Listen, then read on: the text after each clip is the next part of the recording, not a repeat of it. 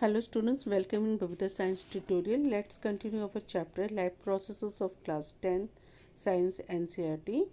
Okay, and this is part 14 of this chapter. Okay, in this chapter I will explain you respiration in plants and aquatic animals. Okay, here because in your book you will see this one is the first paragraph. Okay, this one is the first paragraph. Then after you will see here this one is your continue paragraph of the first one, and this one is your second paragraph. Okay, and here this one is your third paragraph. I will explain you up to the third paragraph because from the fourth paragraph it's a new topic start here, that is a respiration in human beings. Okay, in this video I will explain you only respiration in plants and aquatic animals. Let's start now. You will see here from this paragraph you will see here now aerobic respiration. Okay, I told you earlier that aerobic respiration means the respiration which can take place in the presence of a oxygen. Okay, and aerobic respiration and anaerobic respiration, they all depends upon the oxygen. Okay, now see here aerobic respiration pathway depends on oxygen. Aerobic respiration need to ensure that there is a sufficient intake of a oxygen. Same thing here, sufficient intake of a oxygen. We have seen that plant exchange gases through stomata and the large intercellular spaces ensure that all the cells are in contact with air. Students, they want to say here that aerobic respiration जो होता है वो oxygen के presence में होता है, ठीक है। और यहाँ पर जो प्लांट्स के अंदर रेस्पिरेशन हो रहा है वहाँ पे एक्सचेंज ऑफ गैसेस हो रहा है। अब यहाँ पर अगर हम बात करते हैं रेस्पिरेटरी गैसेस की, तो हमारी जो रेस्पिरेटरी गैसेस हैं वो कौन कौन सी हैं? रेस्पिरेटरी गैसेस कौन कौन सी है स्टूडेंट्स? यहाँ पर हमारा ऑक्सीजन है एंड कार्बन डाइऑक्साइड है, ठीक है। यही दो चीज़ है, यही दो गैस है हमारा ऑक्सीजन एंड कार्बन डाइऑक्साइड, और oxygen and carbon dioxide he exchange करता रहता है, ठीक है। बट डिफर करता है in the human beings and in the plants, because respiration in human beings is just opposite of respiration in plants. Okay, and these two are the respiratory gases. अब होता क्या है, आपको भी पता है कि जो प्लांट्स के अंदर एक्सचेंज ऑफ गैसेस होता है वो किसके थ्रू होता है? स्टोमेटा के थ्रू होता है। अब एक्सचेंज ऑफ गैसेस का मतलब क्या हुआ? ऑक्सीजन बाहर निकाला, कार्बन डाइऑक्साइड को अंदर डालना, ठीक है, सेल्स के अंदर लेके जाना। लेकिन होगा कैसे? थ्रू कैसे होगा? स्टोमेटा के थ्रू होगा। और इन्होंने जब देखा कि बहुत सारे जो सेल्स हैं प्लांट्स के अंदर, उन सब के अंदर क्या भरा हुआ है? एयर्स बैठा है, भरा हुआ। देखिए यहाँ पे intercellular spaces ensure that all the cells are in contact with the air के कांटेक्ट में ये होते हैं। The carbon dioxide and oxygen are exchange by diffusion here. Students, आपको मैंने पहले भी बताया है डिफ्यूजन क्या है। It is a one kind of the process in which movement of the particles takes place from a higher concentration to a lower concentration. Then अभी अगर हम बात करें तो हम रेस्पिरेशन इन प्लांट्स की बात करें, तो अगर आपसे ये पूछा जाएगा कि इसमें कौन सा प्रोसेस लगता है, तो आपको बताना पड़ेगा डिफ्यूजन प्रोसेस लगता है ड्यूरिंग रेस्पिरेशन से। अब वो कैसे लगते हैं, अब यहाँ पर मैं आपको बता दूँ।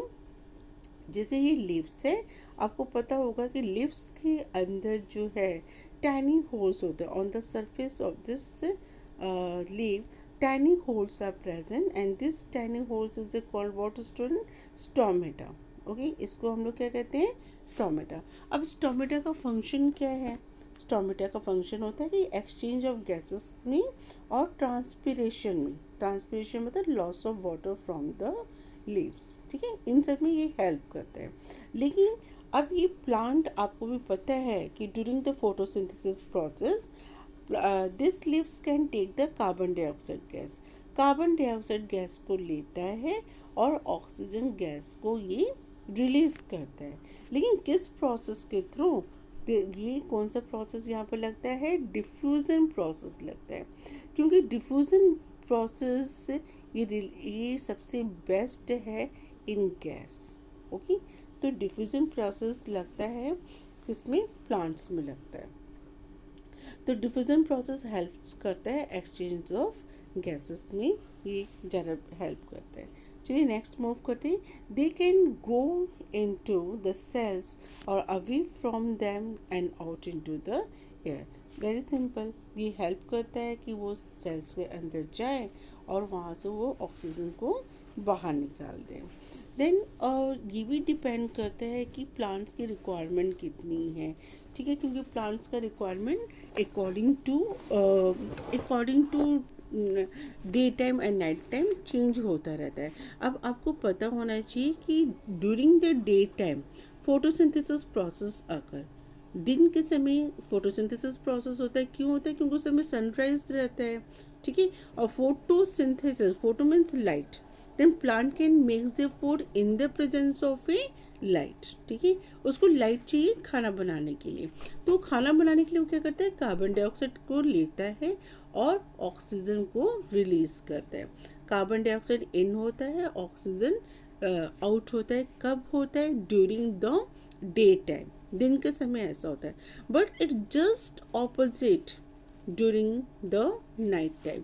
अब नाइट टाइम में क्या होता है? सी हियर, एट नाइट जब फोटोसिंथेसिस नहीं होता है तो ये क्या करता है? Carbon dioxide elimination is a major exchange activity going on. रात के समय students during the respiration process in plant, रात के समय कार्बन डाइऑक्साइड गैस रिलीज होता है और ऑक्सीजन गैस इनटेक होता है। ये कब होता है स्टूडेंट्स? एट नाइट होता है, not during the day time. इसलिए आप लोग को याद होगा कि पेरेंट्स भी मना करते हैं कि रात के समय प्लांट्स के नीचे नहीं खड़ा होना चाहिए। क्यों? क्योंकि carbon dioxide gas plants release करता है और कार्बन डाइऑक्साइड गैस हमारे लिए हार्मफुल है, इसलिए रात के समय पेड़ों के नीचे नहीं खड़ा हुआ जाता है। But during the day time क्या होता है स्टूडेंट्स? ये ऑक्सीजन रिलीज करता है और कार्बन डाइऑक्साइड को लेता है ड्यूरिंग द डे टाइम। ये बहुत इंपॉर्टेंट है। सुना students, you can see here, you can focus here. Carbon dioxide generated during respiration is used up for photosynthesis. Okay, then hence there is a no carbon dioxide release. Instead, oxygen release is a major event at this time. अब यहाँ पर oxygen कब release हो रहा है student? During the day time हो रहा है और नाइट के टाइम जस्ट ऑपोजिट हो जाता है। अब होता है तो प्लांट्स, अब देखो रात के समय क्या होता है कि प्लांट्स के नीचे जो कार्बन डाइऑक्साइड्स रिलीज होता है ड्यूरिंग द नाइट टाइम, वो कार्बन डाइऑक्साइड रात के समय रिलीज होता है, लेकिन जब सुबह होता है, नाइट सुबह होता है, सनराइज होता है, फिर ये कार्बन डाइऑक्साइड को एब्जॉर्ब कर लेता है, जो उसके आसपास में कार्बन डाइऑक्साइड गैसेस होते हैं। नाउ ये this is all about respiration in plants. Okay, अब यहाँ पे अगर हम थोड़ा सा फोकस करते हैं कुछ एक्स्ट्रा चीज़ों पर, तो प्लांट्स के ना पार्ट्स होते हैं। ये जरूरी नहीं सिर्फ एक स्टोमेटास के through he exchange of gases होता है, नहीं। प्लांट्स जो एक्सचेंज ऑफ गैसेस करता है थ्रू रूट्स भी करता है, स्टेम्स भी करता है और लीव्स भी करता है, ठीक है। ये हेल्प्स करता है एक्सचेंज ऑफ गैसेस में। अब थोड़ा सा हम और फोकस करते हैं। लीव्स स्टोमेटा के थ्रू होता है एक्सचेंज ऑफ गैसेस, ठीक है। स्टेम में लेंटिसल्स होते हैं और रूट्स में रूट हेयर होता है which can takes the oxygen from the soils, okay, और जैसे एपिब्लेमा भी बोलते हैं। तो with the help of this three, root, stem and leaves, ठीक है, they can helps in exchange of gases. Okay student, अब हम बात करते हैं, ये तो आपका हो गया ऊपर वाला पैराग्राफ, यहाँ से यहाँ तक रेस्पिरेशन इन प्लांट्स। अब हम रेस्पिरेशन इन एक्वेटिक एनिमल्स की बात करते हैं। तो see here, Animals have evolved different organs for the uptake of oxygen from the environment and for getting the rid of the carbon dioxide produced. Now animals है really all जितने भी इस धरती पर ऑन द अर्थ जितने भी organisms हैं जरूरी नहीं कि सारे के सारे लंग से रिस्पायर करें. सबका रेस्पिरेटरी ऑर्गन्स डिफरेंट डिफरेंट है और it's depends upon only on the environment. Environment कैसा है, वो किस उनका हैबिटेट क्या है, वो किस जगह पर रहते हैं. ठीक है, तो जैसे एक्वेटिक एनिमल्स हो गया, टेरेस्ट्रियल एनिमल्स हो गए, तो इन सभी के रेस्पिरेटरी ऑर्गन्स जो होते हैं वो डिफरेंट डिफरेंट होते हैं और डिपेंड्स करते हैं इनका इन्वायरमेंट पर. अब यहाँ पर हम बात करते हैं तो टेरेस्ट्रियल एनिमल्स. ठीक है, और टेरेस्ट्रियल एनिमल्स में हम टेरेस्ट्रियल्स में हम ह्यूमन बींग्स को भी अगर रखें तो ह्यूमन बींग्स भी क्या करता है, ब्रेथ करता है. तो वो ब्रेथ में क्या करता है, ऑक्सीजन लेता है और कार्बन डाइऑक्साइड को वो रिलीज करता है. ठीक है, लेकिन जब हम अगर टेरेस्ट्रियल एनिमल्स की बात करते हैं, ठीक है, तो they can also same process here can breathe the oxygen in the atmosphere. But अगर हम एनिमल्स की बात करते हैं, एक्वेटिक एनिमल्स जो कि पानी के अंदर रहते हैं, ठीक है, वो ऑक्सीजन कहाँ से लेते हैं, वो तो पानी के अंदर रह रहे हैं. ठीक है, ये पानी के अंदर रह रहे हैं ये तो पानी के अंदर ऑक्सीजन कहाँ से आया. Very simple, they can take the oxygen from the water. How, you can see here water formula is H2O. Okay, water का क्या फॉर्मूला होता है, H2O होता है. तो एक्वेटिक एनिमल्स जो होते हैं, जो वाटर के अंदर ऑक्सीजन प्रेजेंट होता है, उससे वो रिस्पायर करते हैं, ब्रेथिंग करते हैं. ठीक है, वो ऑक्सीजन लेते हैं और फिर कार्बन डाइऑक्साइड को रिलीज कर देते हैं.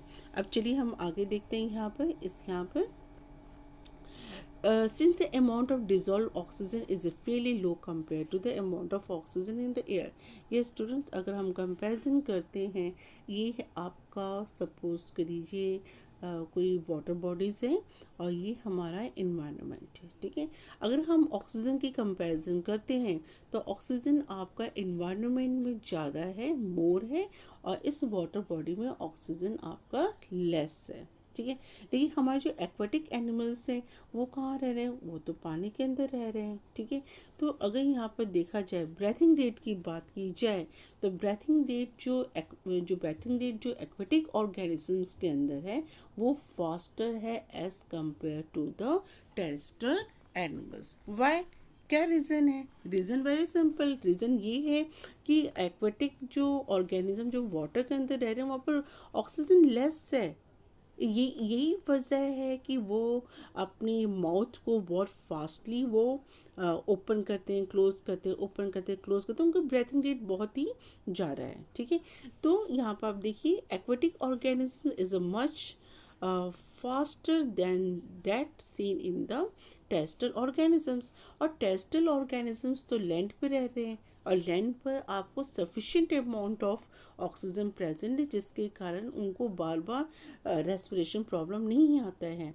बट ऑक्सीजन हमारे वाटर बॉडीज में कम है, that's why fish can open the mouth fastly, and we can say that breathing rate is faster in the aquatic organisms as compared to the terrestrial organisms. Okay, now see here, fishes take in water through their mouth. अगर हम बात करते हैं aquatic organisms का, तो अगर सबसे पहले हम फिश की बात कर लेते हैं स्टूडेंट्स.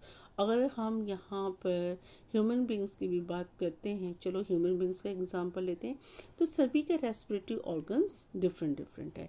फिश यहाँ पर रिस्पायर करता है गिल्स से. ठीक है, और ह्यूमन किससे रिस्पायर करता है, लंग्स के साथ रिस्पायर करता है. अब यहाँ पर देखिए ब्रेथिंग रेट तो दोनों का अलग अलग है. ठीक है, तो कैसे, अब यहाँ अगर हम फिश को ऑक्सीजन तो आपके एटमॉस्फेयर में भी प्रेजेंट है ना, फिश चाहे तो ऑक्सीजन वो एटमॉस्फेयर से भी ले सकता है. लेकिन जब अगर आप फिश को बाहर निकालते हैं, पानी से बाहर निकालते हैं, तो वो मर जाता है. क्यों मर जाता है, उसको तो ऑक्सीजन तो चाहिए था ना. लैंड पर भी ऑक्सीजन है तो वो लैंड से भी ऑक्सीजन ले सकता था, लेकिन वो नहीं ले पाता है. क्यों नहीं ले पाता है, क्योंकि फिश के अंदर लंग्स प्रेजेंट नहीं है. फिश के अंदर जो रेस्पिरेटरी ऑर्गन है वो क्या है यहाँ पर, गिल्स है। और ये गिल्स क्या होता है, फिश के आइस के पास प्रेजेंट होता है। और ये गिल्स जो होता है ओपरकुलम, ठीक है, ओपरकुलम के अंदर के साइड में प्रेजेंट होता है। आप फिश को जब गौर करेंगे तो उसकी जो आउटर कवरिंग होती है आइस के पास जो होती है वो थोड़ी सी हार्ड होती है। इसके अंदर ना गिल्स होता है।